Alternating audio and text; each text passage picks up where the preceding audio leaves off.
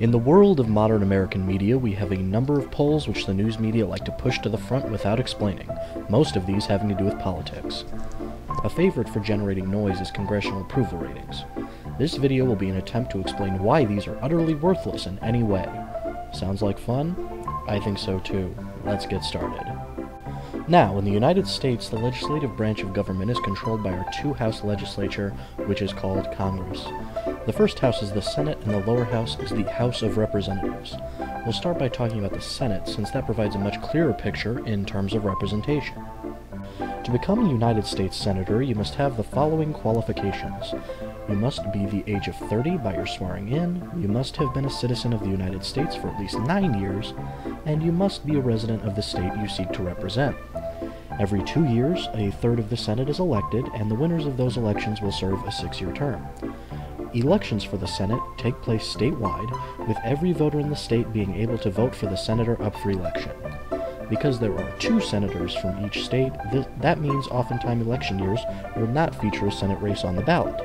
In most states, a member of the Republican Party and the Democratic Party will automatically be given a place on the ballot, and any additional candidates may place their name on the ballot by collecting a certain amount of signatures. This varies state by state, though, so if you'd like to waste your time running as a third-party candidate, make sure to check local laws. The House of Representatives has a much more lax qualification policy. Each representative must be 25 years old, have been a citizen of the United States for the past 7 years, and be a resident of the state, not district, they intend to represent. Representation inside the chamber is determined by population, and the number of representatives is given to the states, changing every 10 years based on the census. Every representative is subject to re-election every 2 years by the voters inside their own district. This varies from senatorial elections, wherein both senators are elected by the entire state, and is an extremely important factor in just why congressional approval ratings are utterly meaningless. Now, every 10 years, with the coming of the census, there's a political firestorm at the state level. The name of this process harkens back to the days of the political machine and smoke-filled back rooms. Gerrymandering. Gerrymandering. Gerrymandering. Because states are allowed to apportion their own congressional districts, it's an extremely political process, and the result largely depends on which party is in control of the state legislature. They will fight tooth and nail to use demographic data in order to give their party the upper hand in congressional elections. How do they do this? Well, typically the party in control will use data on what precincts voted for their party historically in the past few elections, and try to organize those voters in such a way as to control as many congressional districts as possible. Sometimes this reaches the comical, with districts such as Illinois' 4th Congressional District and Minnesota's 6th coming up. Now, you may be asking, what does this have to do with congressional approval ratings? Well, because of this, most congressional districts have been designed to be held by their incumbent congressmen. Why is this relevant? I'll get to that in a bit. The second most important factor to why congressional approval ratings are meaningless is completely psychological. It's called the he's our crook factor.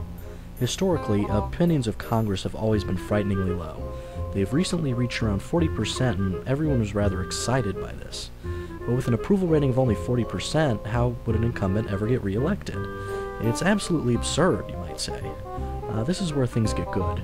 If you look at approval ratings for individual congresspeople within their district, they match up almost directly with the party affiliation statistics of their districts, and tend to actually be higher among independents and members of the opposite party.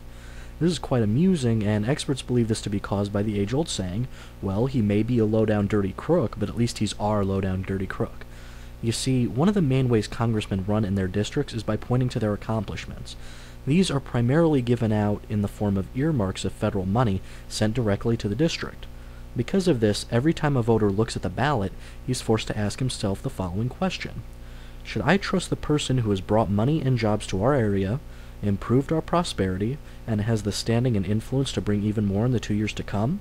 Or should I send in a fresh new face, who may be gone in 2 years, will see no meaningful committee assignments, and altogether will be clueless in their first term? You see, in elections for members of the House of Representatives, everything is local, and has been for a long time.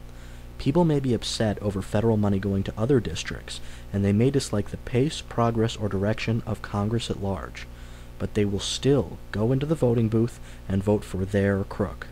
Because if a chamber is full of crooks, at least your crook will be there, getting you your fair share.